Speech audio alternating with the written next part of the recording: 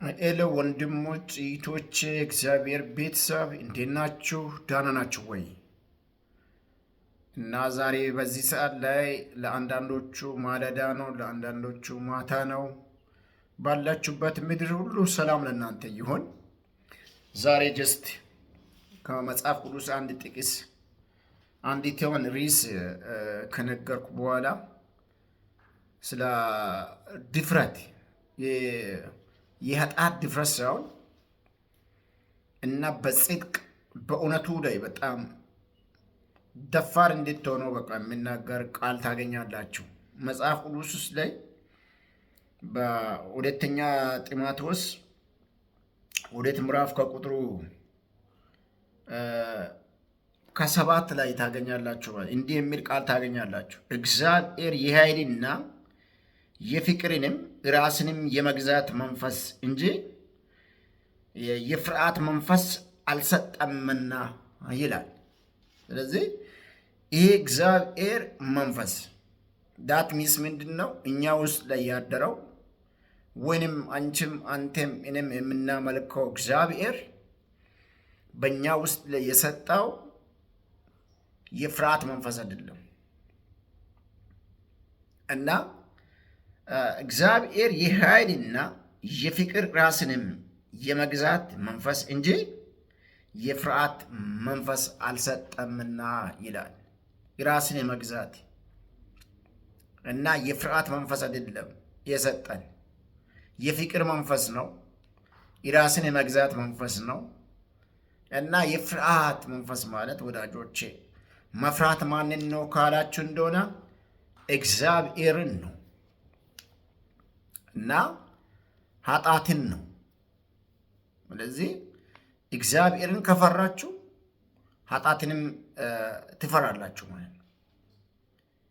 ኃጢአትን አትደፍሩም ማለት ነው እና እዚህ ላይ የሚናገረው የፍቅር ራስን የመግዛት መንፈስ በእኛ ውስጥ ላይ ሰጠ እንጂ የፍርሃት መንፈስ አልሰጠም ይላል። ስለዚህ ዛሬ ሰውን ፈርተው እግዚአብሔርን ይዳፈራል።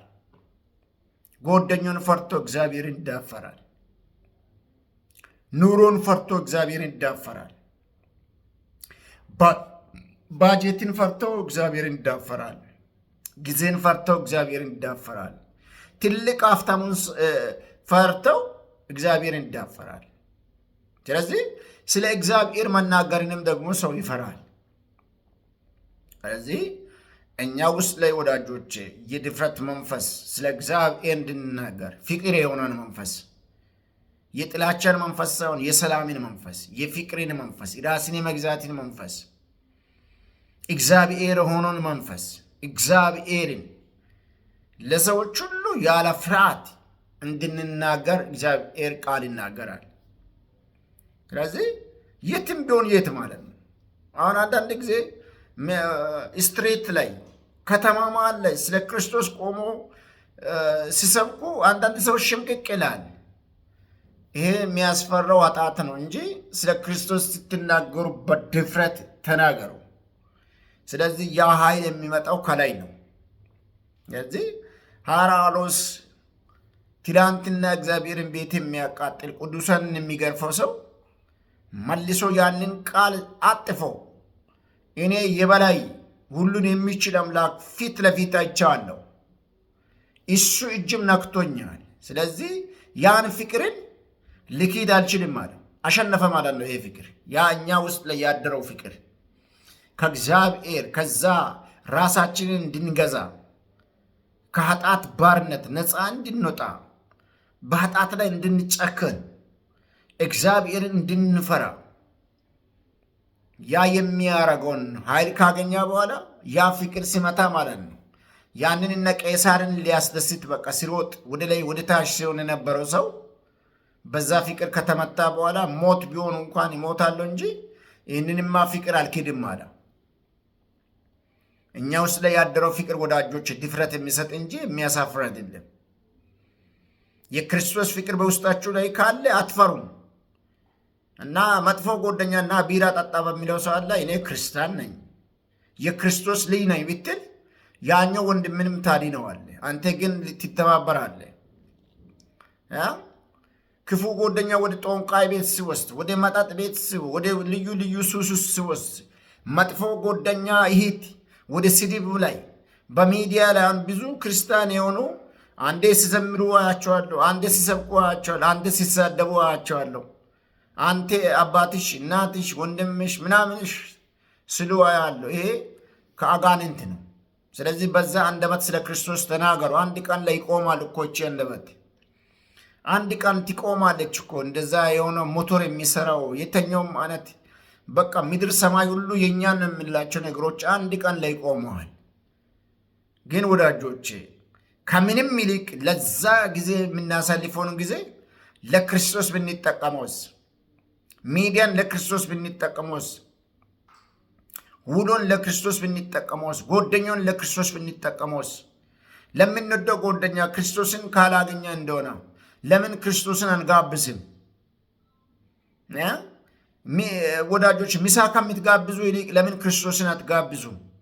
ሌላ ቢቀር እንኳን ሮሜ 10:7 ቁጥርን አንብብ ብላችሁ ጋብዙ። በቃ ዛሬ በእኔ ግብዣ ወንድም ኢት በእኔ ግብዣ በቃ ሮሜ 10 እና ከ7 ቁጥር አንብብ ብላችሁ እስኪ በቃ ይህችን ግብዣ ጋብዙት። በቃ ያለ ምንም ፍርሃት ማለት አትፍሩ።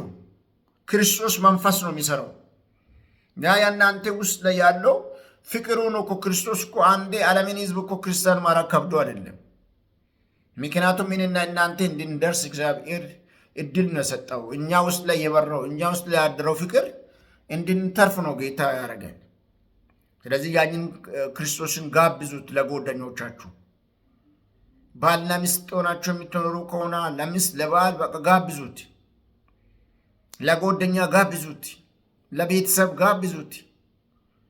ወዳጆቼ ብዙ አይነት ውድ ዕቃ ገዝታችሁ ጊፍት ብላችሁ ከሚሰጡት ይልቅ ይህንን ጥቂት እስቲ ጊፍት ነው በሉት ክርስቶስን ላላገኘ ሰው። ስለዚህ እዚህ ላይ እግዚአብሔር መንፈስ ሲያበራ የተገለጠው መገለጥ ይሄ ነው። ጳውሎስ ለጢሞቴዎስ እንደ መልእክት በቃ የጻፈው መልእክት ላይ ይህንን ነው የሚለው። እግዚአብሔር መንፈስ የኃይል ነው። እግዚአብሔር መንፈስ የፍቅር ነው። እግዚአብሔር መንፈስ በእኛ ውስጥ ያደረው የፍርሃት ሳይሆን የድፍረት ነው። ስለዚህ ያንን የድፍረትን መንፈስ ፍቅር የተሞላበትን መንፈስ ማብራራት አለብን፣ መጋበዝ አለብን፣ ያለ ምንም ፍርሃት ማለት ነው። ስለዚህ ይህንን አድርጉ። መጨረሻ እንደሆነ ንገሩ። ክርስቶስ ሊመጣ እንደሆነ ንገሩ። አሁን የክርስቶስን እኮ መወለድን አይደለም የምንጠብቀው፣ ሞቶ መነሳትንም አይደለም የምንጠብቀው፣ መምጣቱን ነው፣ ደግም ምጽዋትን ነው የምንጠብቀው። ክርስቶስ ሊመጣ ነው በሉት፣ ለምሰማ በሉት፣ አትሰለችው። ወዳጆች በእኛ ካላንደርና በእግዚአብሔር ካላንደር እግዚአብሔር አንገምት። እግዚአብሔር ሉዓላዊ ነው። እግዚአብሔር በእኛ ካላንደር እሱ አይገመትም። ቀጠሮም ሰጥቶ በቃ በዛ ቀን ይመጣለሁ ቤትን አዘጋጅ ብሎ እንደሚመጣው ዘመድ አይደለም። እሱ እንግዳ ነው፣ ሙሽራ ነው፣ ዱብ ነው የሚለው። ስለዚህ ሁልጊዜ ጥንቃቄ እናደርግ፣ ሁልጊዜ እንዘጋጅ፣ ሰዎችን እንጋብዝ፣ ከሲኦል እናጥቅ፣ ሲኦልን ባዶ እናረግ። ወገኖች ሲኦልን ባዶ እናረግ። ሐሰት አስተማሪዎችን አትስሙ፣ ሐሰት ነቢያቶችን አትስሙ፣ ሐሰት ሃይማኖት መሪዎችን አትስሙ፣ ሐሰት ተላላቆችን አትስሙ፣ ሐሰት ጓደኞችን አትስሙ። እናንተን ወደ ሲኦል ከነዳ ምን ዋጋ አለ? የምን ፍርሃት ነው? እኔንን ሲኦል እየነዳ የሱ ምን ግብዣ ነው? እምቢ በሉት። መጥፎ ነገር እምቢ በሉት። ወዳጆች መጥፎን ወሬ የሚያወሩትን አትስሙት፣ አትስሙት። አንድ ጊዜ አንድ ተረት አንድ ሰው የጻፈው መጽሐፍ ላይ አንብቤ ገረምኩና በአንድ ከተማ ላይ ከሰው ጋራ 3 ጦጣ ይኖር ነበረ አለ። ሰው ጋራ በቃ ከተማ ላይ ከሰው እጅ ነው በቃ ያ ጦጣዎቹ ለማዳ ጦጣዎች ናቸው። እና ይህን ሰዎችን በቃ ምስጢርን አውቀናልና ሽፍቶች እንሁንና በቃ ጫካ ላይ ለምን ሄደን በቃ ሰውን አንዘርፍም ብሎ ጫካ ወጡ ይላል። እና አንደኛውን እስኪ ሰው ከተማ ላይ ስለኛ የሚያወራን ነገር ስማ ብሎ ሁለቱ ጫካ ሄዱ። ከዛም በኋላ እዚህ ከተማችን ለምናየው ጦጣዎቹ በቃ እዚህ ጫካ ውስጥ ምን ሊሰሩ መጥተዋል ይላል አግዳሚ አላፊ ማለት ነው። እና ሰፈር ላይ ሳምንት ከቆዩ በኋላ ተመልሶ መጥቶ ስለኛ ሰው ምን እያላ ነው ብሎ ጠየቁ። ሰፈር የቀረውን እነዛ ጦጣዎች በቃ ይህን የወደቀውን በቃ ጥራጥሬ በቃ መልቃም እንዴት ጠገብ አይደለም እነዚህ ጦጣዎች እየተባላ ነው። እና ሽፍቶች ነው እየዘረፉ ነው በቃ ዘራፎች ሆኗል አላሉ። ኧረ ምንም ያለው የለም። አይ በቃ ምንም አናረግምና በቃ ጥራጥሬን እንልቀም ብሎ ወደ ቀድሞ ተመለሱ ይባላል። ስለዚህ ወዳጆች ካለ እግዚአብሔር መንፈስ የምናወራቸው ነገሮች ገለባ ነው፣ ለጥቂት ጊዜ ነው። ውሸት ለጥቂት ጊዜ ነው። ማጭበርበር ለጥቂት ጊዜ ነው። ስድብ ለጥቂት ጊዜ ነው። ይሄ ሰይጣን ነው ስድብ። ላክና ኮሜንት ለማግኘት ለጥቂት ጊዜ ገንዘብ ቢላችሁ ወዳጆች ክርስትናን አትሽጡ፣ ተመለሱ። ስለዚህ በድፍረት ክርስቶስን መስክሩ እንጂ ኃጢአትን ፍሩ፣ እግዚአብሔርን ፍሩ እና ጽድቅ የሆነውን ደግሞ ፍቅር የሆነውን ኃይል አለበትን ሰላም አለበትን እረፍት አለበትን ምድር ላይ ያለ ሰማይ ቤት አለበትን ባለቤቱ ሰማይና ምድርን የፈጠረውን ክርስቶስን ጋብዙ። ለቤተሰቦቻችሁ፣ ለጓደኞቻችሁ ይሄ ነው ምክር ቢጤ የሚነግራችሁ። ወንድሞቼ ወዳችኋለሁ። ብሩክ ሁኑ፣ ተከናወኑ። ያለ ምንም ፍርሃት ክርስቶስን ለሰዎች ጋብዙ። ጌታ ከእናንተ ጋር ይሁን። We love you, brother and sister.